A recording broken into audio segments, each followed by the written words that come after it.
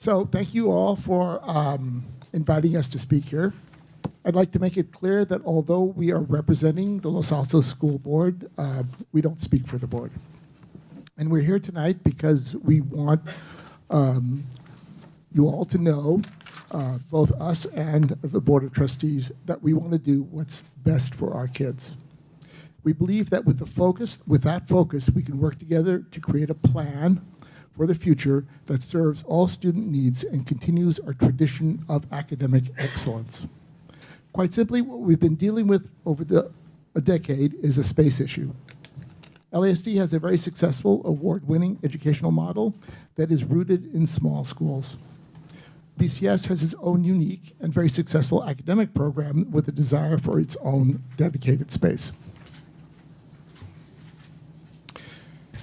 The 5-year facilities agreement, which is coming to a close next year, has been good for both LASD and BCS.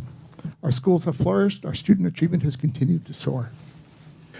We've worked together to secure measure and funding for facilities and to find a long-term solution to house BCS. We've also worked together to secure operational funding with Measure GG for the students of LASD and for BCS. Our community appreciates your cooperation and willingness to work together to find solutions that would benefit all our children. More importantly, we've been able to focus on education rather than litigation due to the 5-year agreement. We believe that continuing our collaboration will be best for our students and our community, and we thank you for the invitation to be here tonight. We believe LASD has a duty to its community to make decisions based on the good of the whole, all kids and all residents of the multiple cities that make up our community. That is why we spent the last 6 years collecting public input and engaging the community in a dynamic and transparent conversation about how to resolve LASD BCS site sharing and the future enrollment growth facing our community. We've included BCS representatives at every step. The Superintendent's Enrollment Growth Task Force, the Facilities Advisory Committee, the Facilities Master Plan Committee, and the 10 Site Advisory Task Force have all included members of the BCS community. In addition, 2 online community forums, the Strategy Engine Project and the Thought Exchange, were open to the public, and BCS families participated vigorously. Can you try this one? Maybe it won't be as blurry. Oh, yes. Try that. Okay. We have been actively engaged in mediation process with representatives of the BCS Board to negotiate a long-term agreement, much better, thank you, for facilities. Over the years, we've discussed with the city councils of Los Altos Hills, and most recently Mountain View, ways of maximizing public benefit of new facilities, and we appreciate those cities' input and cooperation. Our board has discussed the input we received a number of times and the top factors the community would like us to analyze when making a decision regarding the future of district facilities. Much of the information collected over the years is on the district website, and in particular, on September 24th, there was a summary presentation. The board hasn't taken action on the 10th site of yet. And tonight, we're here to provide you with information and hear your input. And we hope this presentation will answer questions you provided us in advance of tonight's meeting. It's always been clear from community feedback that a new campus, regardless of which specific student it serves, has been a prerequisite for providing long-term facilities for BCS without either negatively affecting our educational programs, both now and in the future, or placing an undue burden on a single neighborhood. The reason is that our community prioritizes our schools, academic excellence, and student success. Our award-winning small and neighborhood school model has been the hallmark of our success, and our community has been consistent and clear that protecting this model is important. And we agree. This is all about the kids and their continued educational success. The public provided many reasons for a 10th site. The public provided many reasons a 10th site would be the best solution for our community, and here are some of them. We need flexibility a 10th site would give us to find both a long-term solution to house BCS and to accommodate the growing enrollment that's due to the construction of thousands of new apartments in the coming decades. The community wants to end the long-standing facilities dispute between LASD and BCS. but with the least amount of disruption possible. A physically prudent solution is also essential. And thanks to the City of Mountain View, we will be able to maximize public benefit at minimum taxpayer cost. We've sought to maximize opportunities for open space and recreation as well.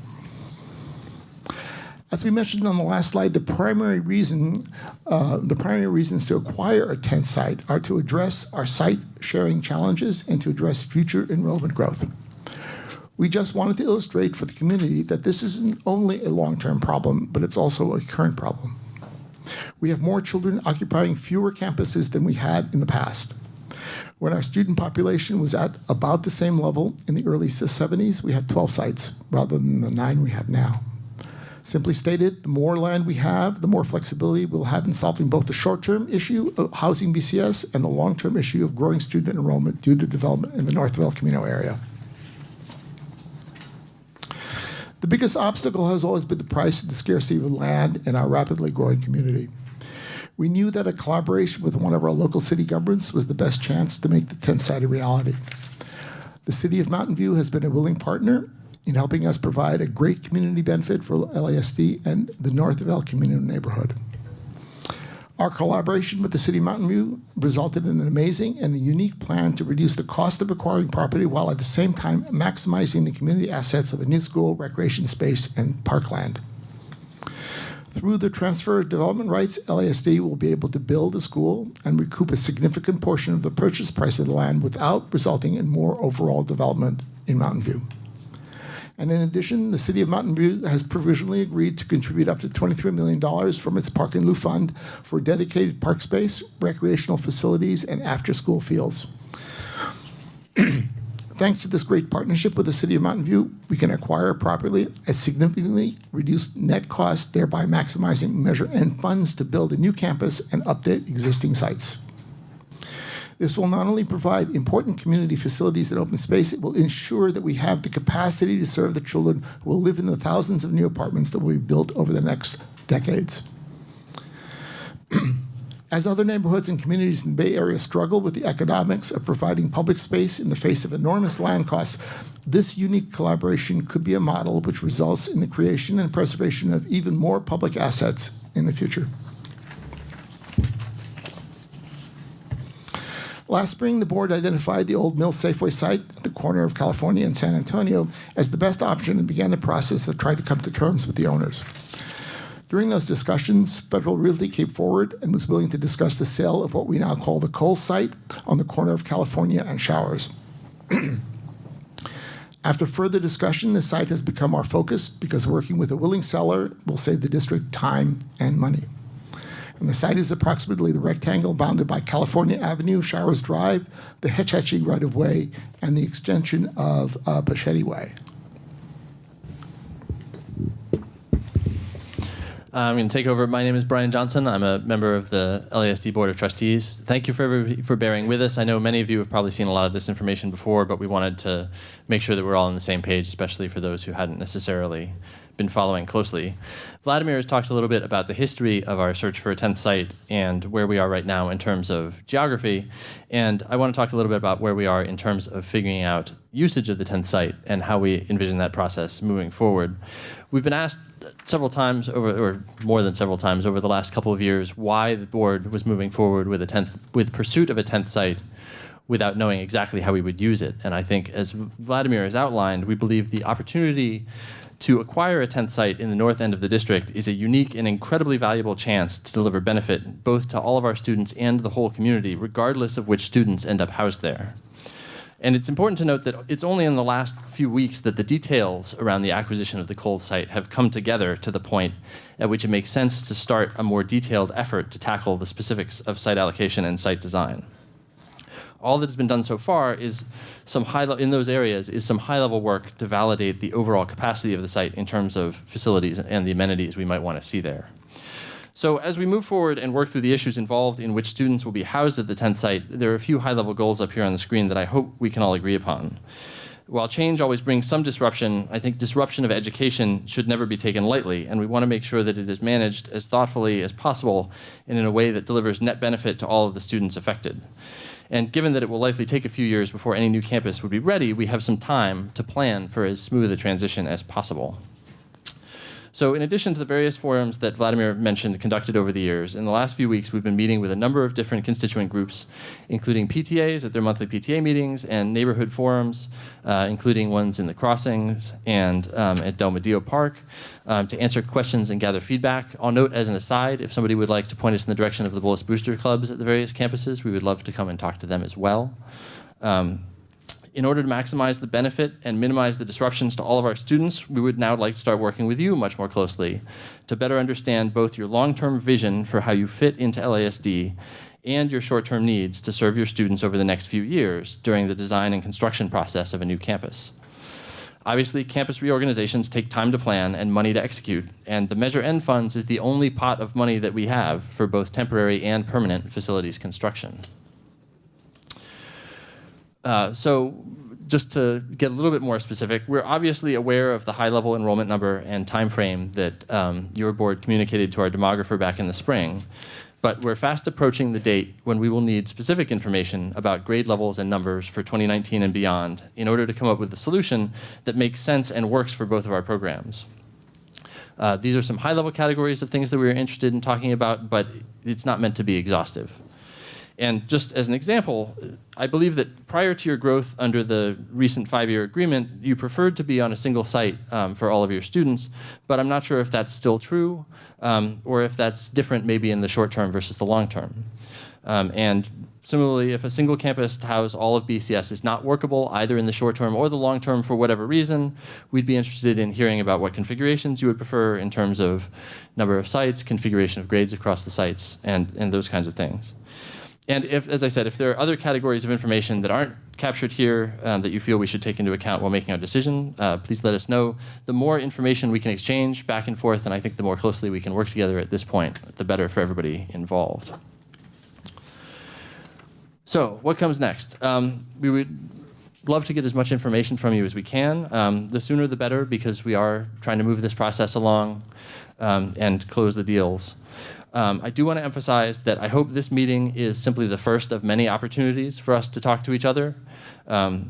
We would be very interested in having you present to the LASD board at one of our upcoming meetings, ideally October 8th. I know that's very soon. But as I said, we're trying to move the process along. And we'd also be interested at some point, I think, in having a joint meeting of both of the entirety of both of our boards together. Obviously, that's not going to happen by October 8th. But when we can get together and figure out time frame and process and agenda and all those kinds of things, I think that would be good to do at least once so that we can all be in the same room at the same time and talk to each other face to face. And just to be clear again, I want to repeat that we're in the early phases of making decisions about what will happen with the 10th campus, not the final ones. Once it's decided which students will be housed on the 10th site, which may in itself be sort of a multi-step process, we may make high-level rule certain options in or out and then pursue and drill down. Once that's done, there are going to be a lot of meetings over the next few years as we develop more specifics about numbers of students, time frame of the campus availability, site design, campus design, all those kinds of things. So that's where we are at today. I think we've covered all of the questions that were in the agenda, at least the ones that we can answer at this point. But please let us know if we've missed something or if the presentation has raised more questions, and we look forward to hearing everybody's thoughts.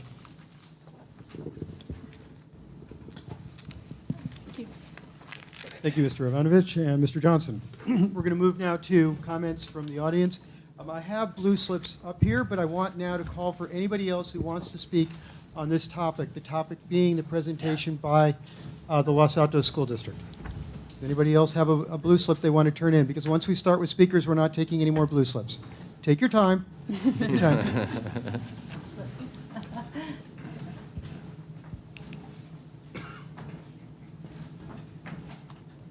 Thank you.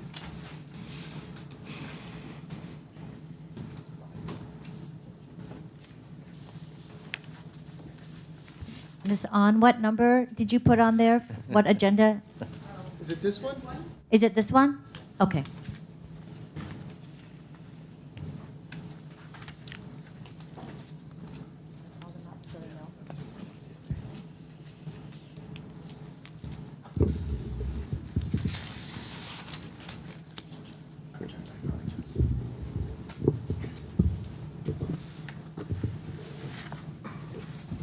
Okay, so the first speaker is Ken Ashcraft, who will be followed by Katie Dellamaggiore.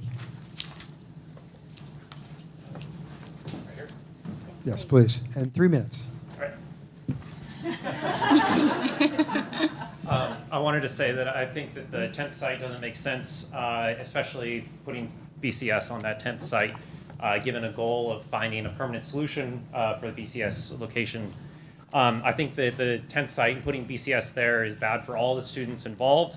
I think that it's bad for the Mountain View students because they don't actually get the local school that they deserve. I think that it's bad for the Los Altos School District students, my neighbors at Loyola, because they don't get the money for the renovations that their schools actually need.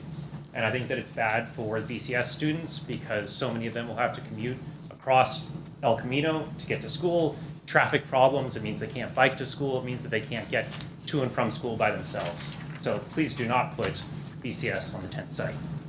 Thank you. Thank you.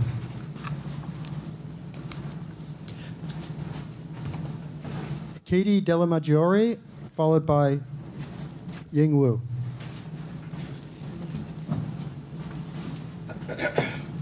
Hi, I'm Katie Dellamaggiore, and I'm a Covington parent, so part of the LASD School District. And I'd like to say thank you to our board members for preparing this presentation to open up the conversations between BCS and LASD.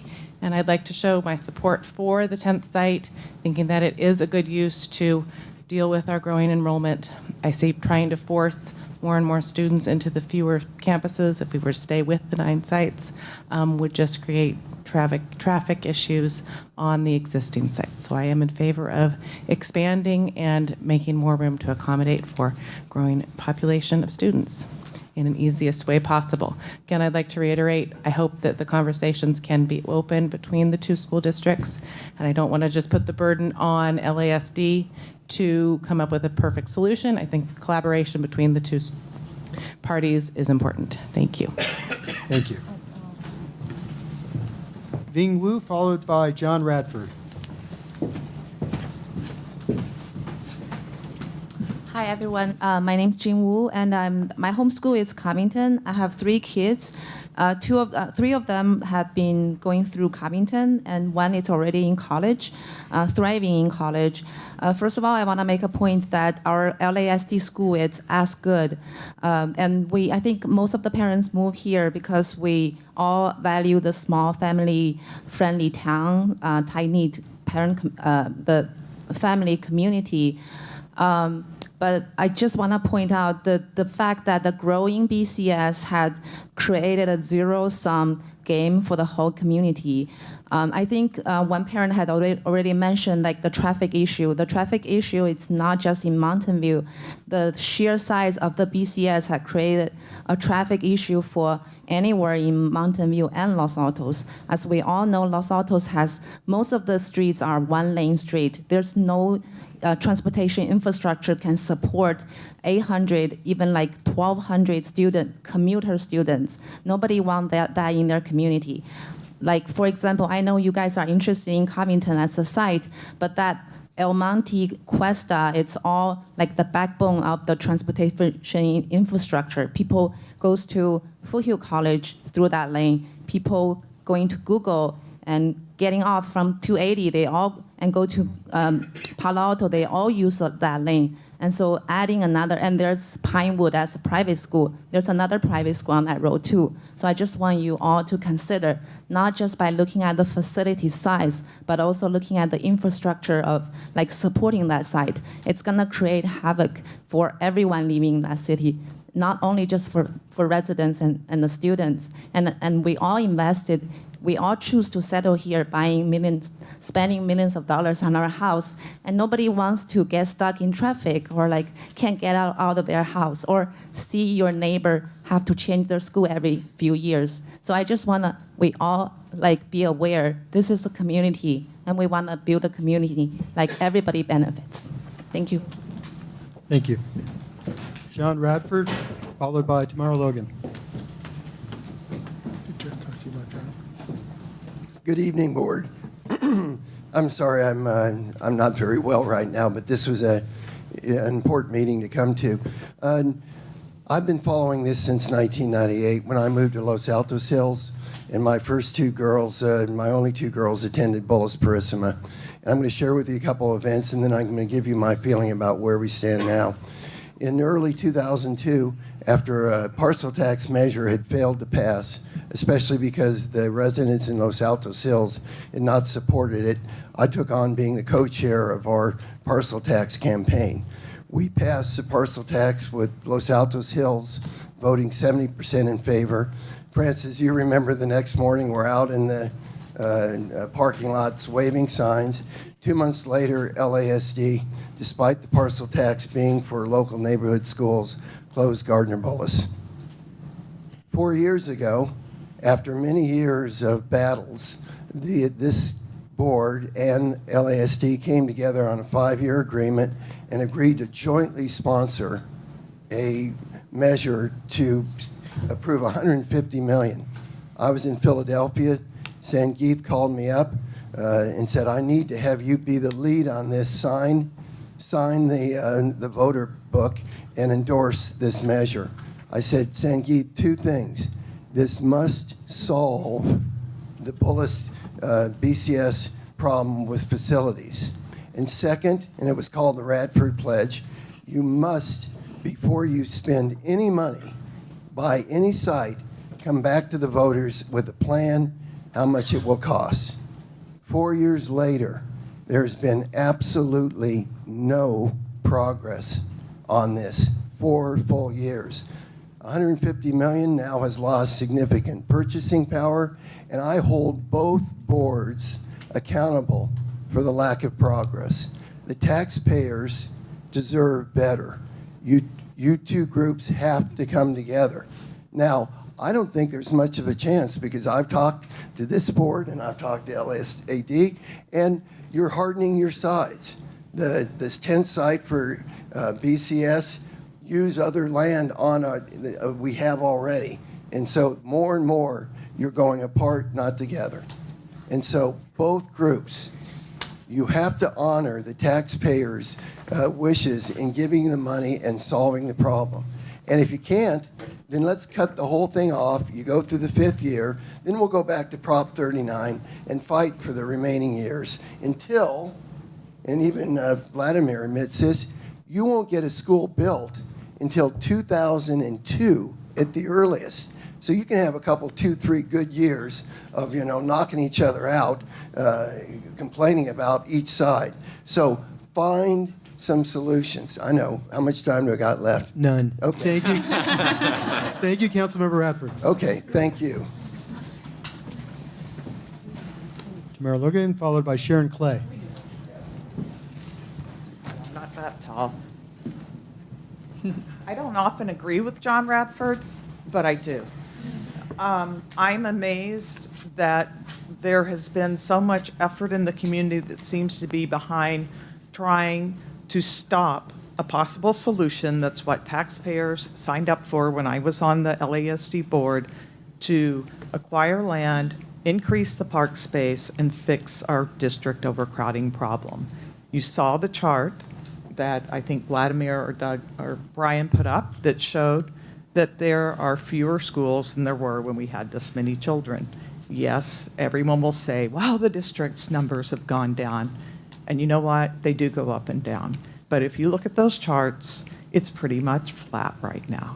And we need to house those children. Some of the other part of history, I wanted to make sure that some of the parents especially here heard. I think some of your board members know. I don't think all of them by any means know. And that's when John was here, when I was here. And what that community, our community, our dear, sweet town and wonderful schools felt like when the board made the mistake of closing someone else's school. It was a tragedy. Children were bullied. Parents, I saw some nasty emails sent to parents who used to be friends with the people that sent them, all about the school district. I wish that was a one-time event, and I thought it would never happen again. But I also worked with a gentleman who lived here and went to school here in the 70s. His father was on the school board. And that's when His father was one of the proponents of closing some schools to save money. He was bullied and beaten up in junior high. I think it's sad, and I don't mean in any way this to be a threat, but I'm not sure people realize how much it tears people apart when you reallocate school property or redistrict so that someone else's school closes. Think about it. It's people's children's home, and they feel strongly. You've heard some board members, some school members here that aren't BCS members, and I think you can start to understand how important that is to them. I think we also stand the problem that we could lose this 5-year peace we've had. Again, I think there's people here that don't know what it was like without the peace. Without the ability now, I know Andrea comes still, I believe, to quarterly meetings that the district and BCS have to resolve things like the telephones don't work or there's a drip in a pipe. We could not do that successfully until we had the 5-year agreement. How much longer? 5 seconds. Okay. But now we have an opportunity to create parks, to create a customized, brand new, state-of-the-art facility Long for sentence. Finish your BCS. And to come up with a heritage that brings our community together and not apart. Please follow through on it. Thank you, Ms. Logan. Next is Sharon Clay, followed by Wendy Yu. First, I'd like to thank the BCS Board for hosting this meeting and for listening. I'd also like to thank Closer. I'd also like to thank the City of Mountain View for their collaboration in this effort, and I would like to second John Radford's comments. I'm a parent of a student at Covington and at Egan, and I've made requests of both boards. I have what I think are 3 requests of the BCS Board to further the collaboration we have so enjoyed over the last 4 years. First, I would ask that BCS Board continue to support the 10th site for a solution for BCS and for solving LASD enrollment growth. We passed ultimately that measure together. That support was very appreciated, and it was a wonderful the start of all of this collaboration. We need that site to house our current students, not just growth. Next, in planning for a stable future, it would help tremendously if BCS itself could stabilize. Choose a number and self-limit growth. As long as BCS is changing, it really is hard to plan around and call a solution permanent. BCS could choose to stay at its current size. I understand that there is a waiting list. I'll offer that perhaps that waiting list is for the current school, not one 3 times larger. The growth is disruptive on the community. Self-limiting size, I think, would be very helpful to planning and for community peace. Next, BCS could also choose to drop the LAH, the Los Altos Hills preference. I think that preference at this point is largely inconsequential, and if it is, just drop it. And if there's a fear or a reason to not drop it, I wish that was clear and allow the community, allow LASD, allow the county to deal with that fear. But I think it's time to drop that preference, and these things would enable collaboration and for BCS to be more of a part of the community as opposed to fighting with the community. So I appreciate these 3 things, and I look forward to us coming to a solution together. Thank you. Thank you, Ms. Clay. Next is Wendy Yu, followed by Dorothy, and I'm sorry I can't, on. And that is the last speaker who turned in a blue slip in time. Thank you for having me here. I'm a current BCS parent. I belong to the Santa Rita School District boundary. I also have rental property at north of El Camino at the crossings. My children are now in 8th grade and 6th grade. By the time this is settled, none of my children will be in BCS anymore. But I will always be a Los Altos resident. I will always be a homeowner at north of El Camino. 2 weeks ago, I organized the NEC meeting for the crossings and Old Mill residents. Most of them go to Covington. A small number of them go to BCS. And I heard myself in live, and Vladimir and also Brian, they were also there. We heard the voice from those residents, which some of you might not have, a very deep understanding. I would like to go through them very quickly. For example, there were some kind of protests about where are the crossing guards. We advocate for them 4 years ago. We were told that, yeah, they will come. And right now, we are advocating again. I understand budget can be an issue, and the need for Mountain View residents are are very real. A very small area north of El Camino, they are separated into 3 schools, Covington, Almond, and Santa Rita. When they go home and they want to have play dates, they have to reach out people miles away, just to get together for homework and everything. So that is one. I really think they deserve a neighborhood school. I understand there are concerns that there is a large amount of low-income people over there. And Vladimir and Brian, we all heard from the residents. We heard some protests. Come on, we are not low-income people. We are just like you guys. Please stop calling us low-income. We heard that. Of course, there is a small pocket of area that we have low-income people. But, one beauty of having BCS and LASD schools here is we have very healthy competition. I really like a lot of programs offered by BCS, but I also see that the LASD schools, they are catching up. They are creating a lot of very similar programs, which make it very beneficial for our residents. Now, not long ago, I heard that BCS, they are going to create another school site at Mountain View, focusing on low-income students. BCS is so confident that they announce it well in advance before the date they're going to create it. There were very strong demand. They are very confident that BCS model will work for low-income school. I'm also very confident that for LASD, it will work too. And let's not forget, I know that there are a lot of new development coming up in north of El Camino. Those are luxurious condo. I doubt there will be a lot of low-income people. Yes, in the city of Mountain View, we have the rent control, but that is only applying to the apartment units older than 1980 something. So all the new condos being built will not have low-income people.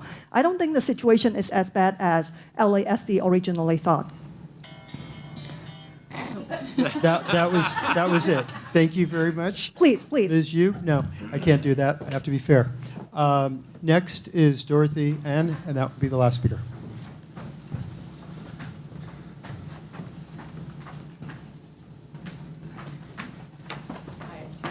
Thank you for joining this meeting.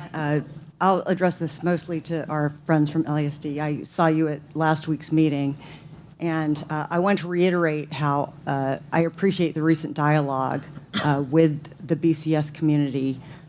Many of us worked hard on Measure N and Measure GG with the promise that and supported the 5-year agreement with the promise that those ensuing 5 years would actually bring some results in that time frame. And I have to say that many things were pursued that seemed on their face as not very good options. The 10th site, as a general concept, has very good reasoning, at a theoretical level, but this site has many problems. And what I hear sometimes is the justification being that it's a great economic opportunity to get more land, that it solves the neighborhood school problem, which, now it's not being proposed for in any seriousness. The pleas to the BCS board now to consider how devastating it is to close a school site is kind of a red herring because it's not what anyone at BCS has ever been advocating. So I welcome your dialogue, both boards, in a very sincere manner, in a very open-minded manner, and let's cut through all of these arguments that actually don't seem to have rational bearing on the current situation, because I think it's easy for people to get lost in emotion and forget, what the issue really at hand is. Thank you. Thank you, Ms. Ann.